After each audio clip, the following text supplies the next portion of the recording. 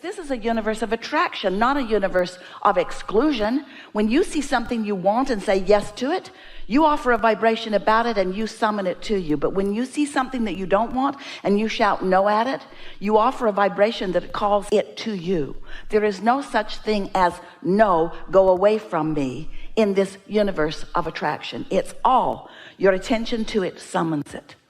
And so that's why our wish for you is that you could begin to practice the art of getting general enough. You might call it vague enough. We call it distance enough, or far enough away from, or less practical. We call it standing back far enough from it that the details that trouble you are out of your view, while the advantages that it could offer you are in your view. Because a distant thought that gives you no negative emotion is a powerful thought that is improving your future experience. But a specific practical thought that has you worried and staying up at night is a thought that doesn't have any advantage to you, but you think it does because you're digging into something. Esther bought a big house that sits on a hill in Utah. It's sort of in the ski area. Big house, and it has big things on top of it. It has a couple of turrets, looks like witches' hats. And it has a couple of bell towers. You're getting the picture. And on either end of it has big smokestacks that are artificial. No smoke, just stacks.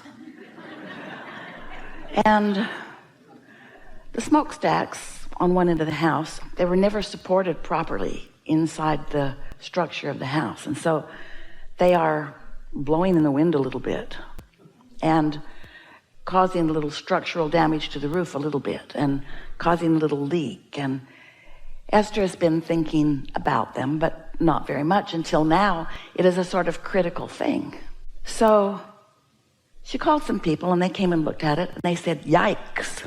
You need to deal with this fast. And it's a big thing. It's a big renovation. And it's going to call for some engineering. You're going to have to punch a hole in the house. You're going to have to bring cranes to the house.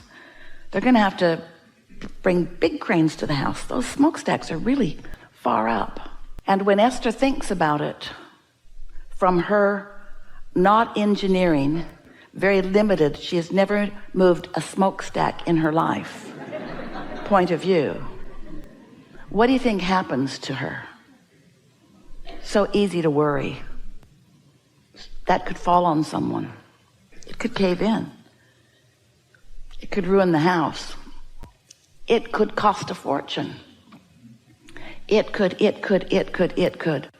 And so she wrote a series of emails to the people that looked at it with her. And what she really wants to know is it better to take them down or is it better to shore them up? What is the path of least resistance? But from her not engineering, limited point of view, what do you think this exercise in attention to something that she feels responsible for, what do you think it accomplishes within her energy? What do you think? It causes her to worry. It causes her to fret. It causes her to think worst case scenario. It causes her to remember the look on their faces. It causes her to see towering smokestacks falling into the neighbor's yard.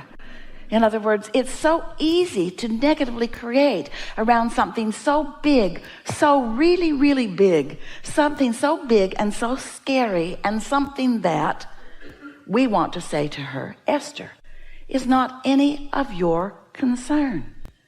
There are people who know what to do. Tell them to do it.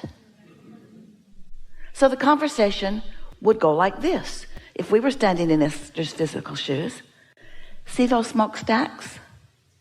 Either take them down or make them stay. Whatever you think is best. I'll be back in 6 months.